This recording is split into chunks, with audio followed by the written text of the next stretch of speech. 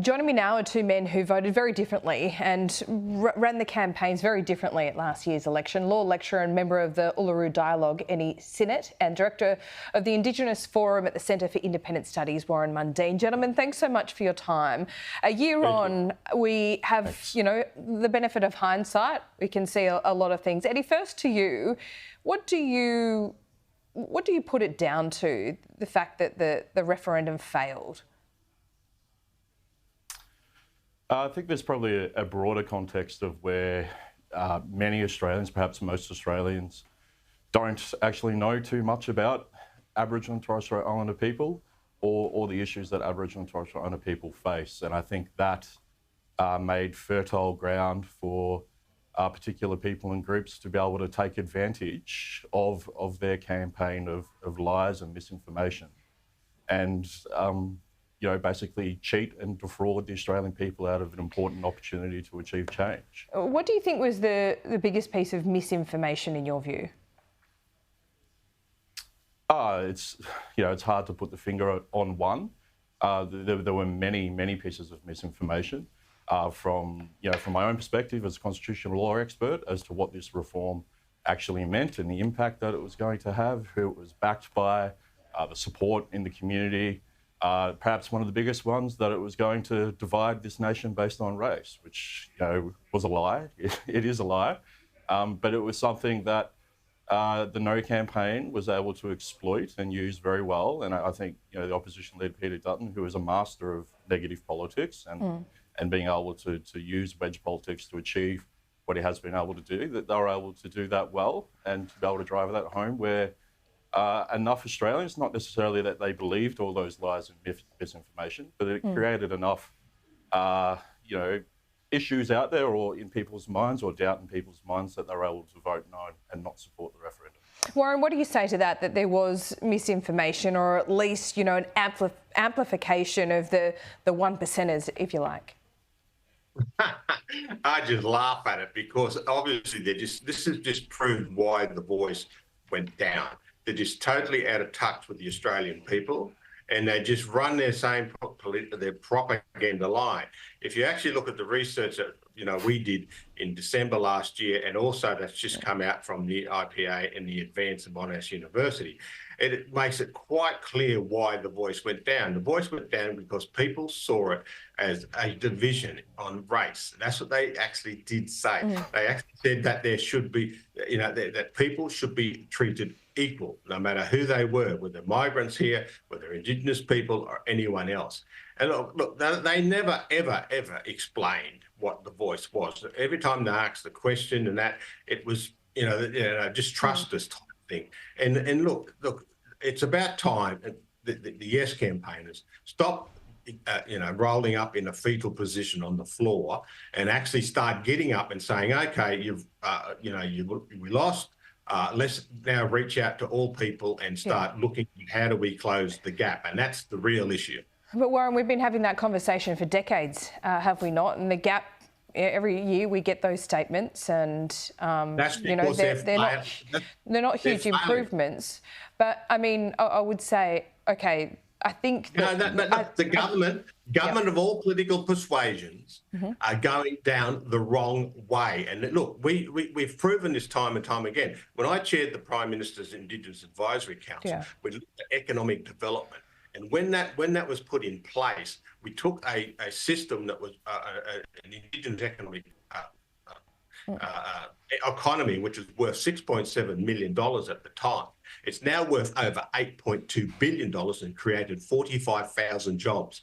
This is the way forward to deal with the real issues of crime, to deal with the real issues of education, and deal with the real issues of economic participation, and also that we need to start looking at land reform and start looking at the governance of these areas. And this is why Jacinta Price and Karen Little and that have called for these inquiries to see where the money's been spent and what it's going, and get to the real issues. Eddie, I feel like you want to jump in there.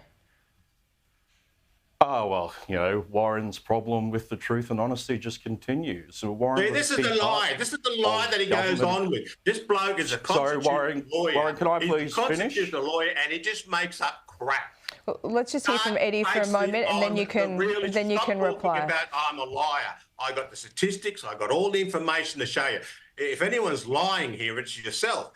You're off in a fantasy world. Start focusing on the local people and start focusing on the crime in their communities, in the jobs, in the education, and stop going on with this stupidity about calling people liars. You know, stop it.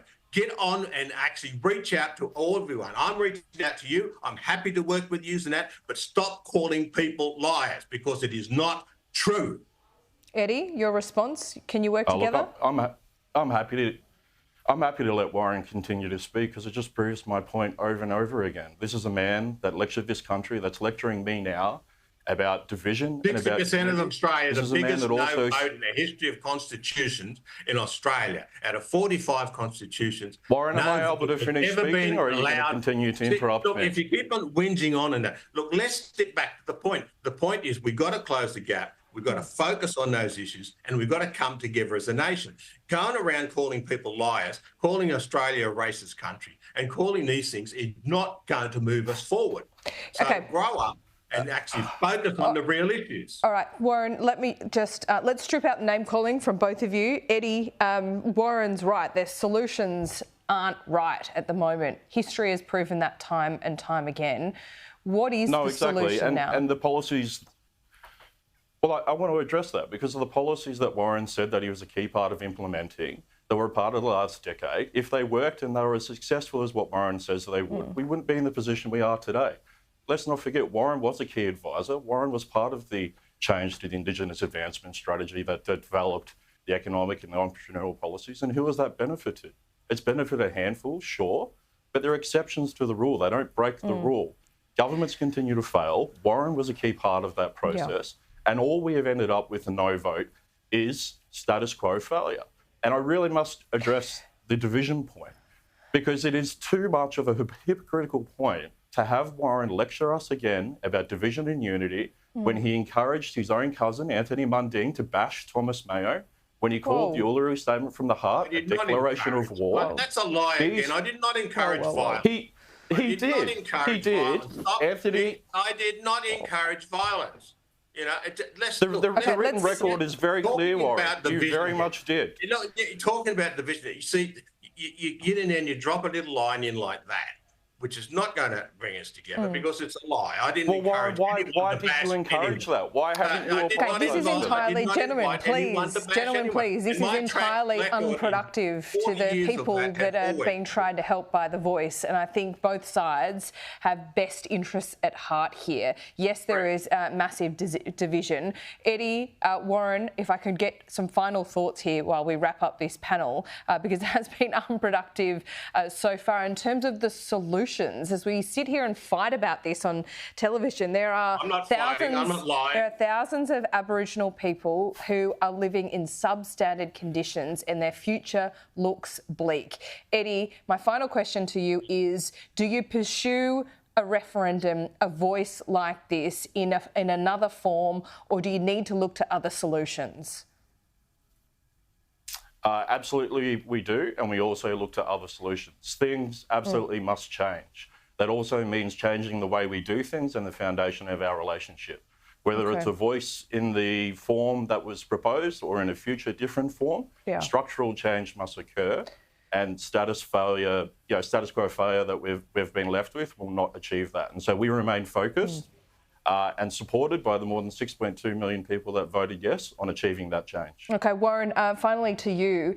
A version of The Voice, or at least that structural change that proponents of The Voice would argue it would have brought, if you believe that or not, it's a structural change that's required, right?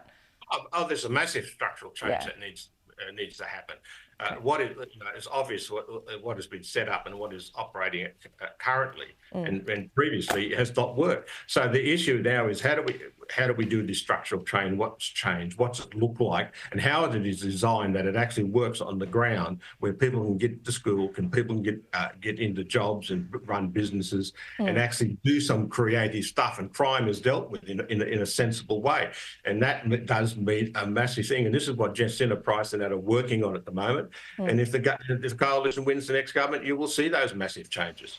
Well, Coalition Country Liberal Party is least in power in the Northern Territory, so we should see some pretty big change, but it does take time. Warren, Eddie, I think we ended on somewhat of a tiny agreement there, so a good place to wrap it up. Thank you, gentlemen. I know emotions run high, and I know this is a very passionate area, so I appreciate both of your time.